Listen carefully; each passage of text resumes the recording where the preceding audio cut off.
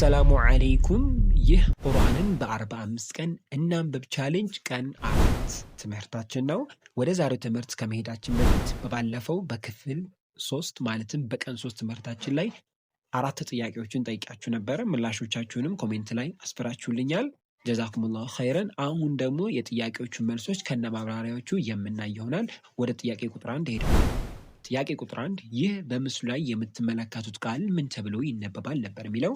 በምስሉ ላይ በምናይ ጊዜ በመጀመሪያ የተጻፈችው ፊደል ከ5 ፊደላቶች ጋር ልትመሳሰል ትችላለች። ከነሱ መካከል ራሷ የሆነችው ከታች ነጥብ አላት ያነች ማለት። ወደ ሁለተኛዋ ፊደል በምንሄድበት ጊዜ ይቺ ፊደል ልትመሳሰል የምትችለው ከሁለት ፊደላቶች ጋር ነው። እሱም ታ መርቦጧና ሀ ነው። ከሱም ጋር በምናይበት ጊዜ ግን ታ መርቦጧ ሁለት ከላይ ነጥብ አላት። ይሄኛው ደግሞ ከላይ ነጥብ የሌለው ነው። ስለሆነ ይሄ ሀ ነው።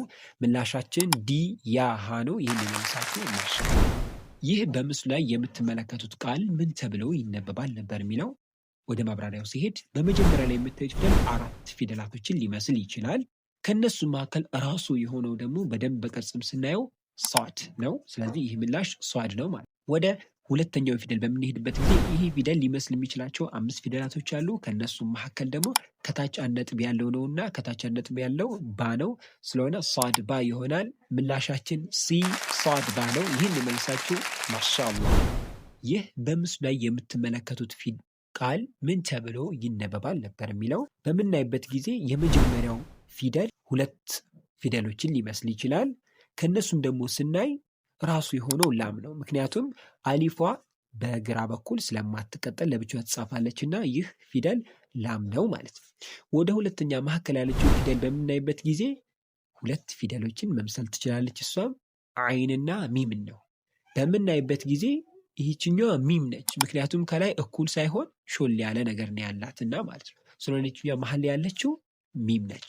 ወደ ሶስተኛዋ ፊደል ስንመጣ 5 ፊደሎችን መምሰል ትችላለች። ከነሱ መካከል ደግሞ ራሷ የሆነችው ከላይ 2 ነጥብ ያላትን ታ ነውና ስለሆነ የዚህ ምላሽ ላም ሚም ታ ነው። ምላሻችን ምርጫ ላይ የለም፣ ላም ሚም ታ ብቻ እንላለን ማለት ነው። ይህ ፊደል ማን ይባላል ነበር የሚለው ምርጫው ላይ እንደምታዩት አለ። አብዛኞቻችሁ የተሸወዳችሁት ምንድነው?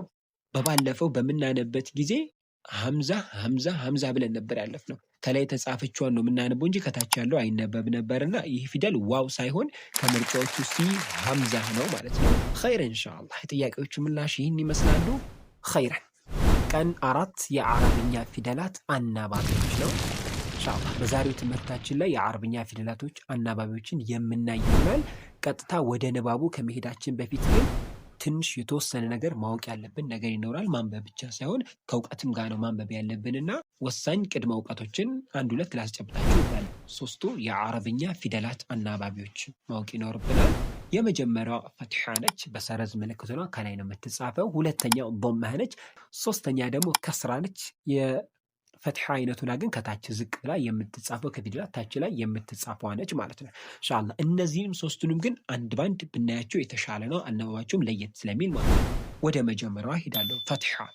ይህች ፈትሐ 2 አይነት አነባበብ ነው የሚኖራት። እሷም መጀመሪያ በ4 ፊደላቶች ሷድ፣ ዷድ፣ ጦ እና ቮ በእነኚህ ፊደላቶች በሚመጡ ጊዜ ወደ 7ኛ አማርኛ ፊደል ትቀየራለች ማለትም ወደ እንግሊዝኛ ስናመጣው ተነባቢ የሆኑ ፊደላቶች ላይ ኦ እንደመጨመር ማለት ነው። ልክ የአማርኛው ስንመጣ ደግሞ ሶ፣ ቦ፣ ፖ፣ ቮ ወደዛ ይቀየራሉ ማለት ነው። ምሳሌ ማየት እንችላለን። ሷድ ፈትሐ ከላይ ሲኖራት ወደ ሶ ትቀየራለች ማለት ነው። ሁለተኛው ደግሞ የመጀመሪያ ፊደል የምትሆንበት ነው። ይሄ የመጀመሪያ ፊደል የምትሆንበት ደግሞ ከነዚህ ፊደላቶች የተቀሩት ላይ የመጀመሪያ ፊደል ትሆናለች ማለት ነው። ምሳሌ መውሰድ እንችላለን። ሲን ብንወስድ ልክ ሲን ምንድነው? ኢ መጨመር ማለት ነው። በእንግሊዝኛው ስንመጣ እነዚህ የመጀመሪያ ፊደል ሲሆኑ ኢ መጨመር ማለት ነው። ሰ ይሆናል። ለ፣ በ፣ ነ፣ ጠ፣ ጨ ወደዛ መቀየር ማለት ነው። ሌላው ደግሞ ወሳኙ እዚህ ጋር ማወቅ ያለብን ነገር ምንድነው? ወደ 4ኛ ፊደልም የሚመስሉ አሉ። ማለትም ልክ ኤ የምንጨምርባቸው ለምሳሌ ሃን፣ ሻን፣ አይን እና ሐምዛን ብናይ እነኛ 4 ፊደላቶች ላይ በአማርኛ ራሱ የመጀመሪያውና የአራተኛቸው ተመሳሳይ ስለሆነ እነኚህ ላይ ግን ኢ ሳይሆን ኤ ነው የሚጨመረው። ለምሳሌ ሻን ብናይ ኤች ኤ ነው የሚሆነው ማለት ነው ፈትሐ ሲገባበት። ወደ ሁለተኛው አናባቢ እናመራለን። ዶመ። ይህ ዶማ የምንለው ደግሞ በእንግሊዘኛው ዩ መጨመር ሲሆን በአማርኛው ደግሞ ሁለተኛ ፊደል ይሆናል ማለት ነው። ለምሳሌ ለ ከተባለ ሉ ይሆናል፣ በ ከተባለ ቡ፣ ጠ ከተባለ ጡ፣ እንደዚህ ይሆናል ማለት ነው። ይህንንም በምሳሌ ማየት እንችላለን። ሐምዛ ዶማ ምን ይሆናል? ኡ ይሆናል ማለት ነው። ኸይረን ሶስተኛው ደግሞ ከስራ ይባላል። ይህ ደግሞ የአማርኛ ሶስተኛ ፊደል ማድረግ ነው ስራው። ማለትም በ ከነበረ ቢ፣ ጠ ከነበረ ጢ፣ ጨ ከነበረ ጪ ወደዚህ ወደ ሶስተኛ ፊደል ይቀየራል። ወደ እንግሊዝኛው ስንመጣ ደግሞ አይ መጨመር ይሆናል ማለት ነው። ኸይረን አልሐምዱሊላሂ ረቢል ዓለሚን። አላህ በፈቀደልን መልኩ የአረብኛ ፊደላት አናባቢዎችን በደንብ ለማየት ሞክረናል። ወሳኝ ቅድመ ትምህርቶች ናቸው። በደንብ ያዟቸው። ኢንሻአላህ በቀጣይ ቪዲዮ ደግሞ ወደ አነባበቡ የምንገባ ይሆናል ማለት ነው። ስለዚህ አሁን ደግሞ የተማርናቸውን ምን ያክል አውቀናቸዋል የሚለውን በጥያቄ የምናይበት ጊዜ ይደርሰናል ኢንሻአላህ። 3 ጥያቄዎችን አዘጋጅቼላችኋለሁ።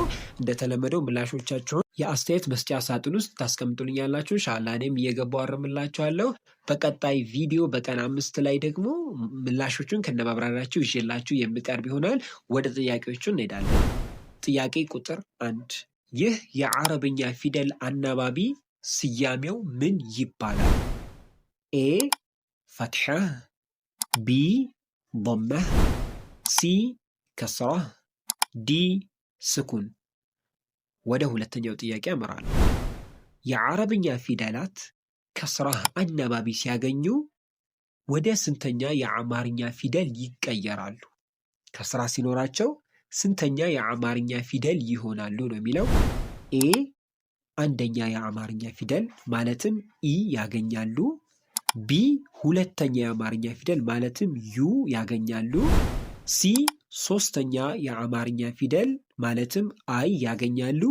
ዲ አራተኛ የአማርኛ ፊደል ማለትም ኤ ያገኛሉ።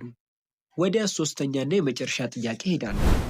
ከሚከተሉት ፊደላት ፈትሐን ሲያገኝ ወደ 7ተኛ የአማርኛ ፊደል የማይቀየረው የትኛው ነው ይላል። ወደ ምርጫው እንሂድ። ኤ ሲን፣ ቢ ሷድ፣ ሲ ዷድ፣ ዲ ጦ። ኸይረን እንደተለመደው ምላሾቻችሁን ኮሜንት ላይ አስፍሩልኝ። የገባው ማረምላችሁ ነው። ለቻናሉ አዲስ ከሆናችሁ ሰብስክራይብ ማድረጋችሁን አትርሱ። አልሐምዱሊላሂ ረቢል ዓለሚን። የዛሬው ትምህርታችን በዚህ የምናጠናቅቅ ይሆናል። በቀን 5 የአረብኛ ፊደላት አናባቢ አስገብተው ማንበብ የምንገናኝ ይሆናል። ወሰላሙ ዓለይኩም ወረሕመቱላሂ ተዓላ ወበረካቱሁ።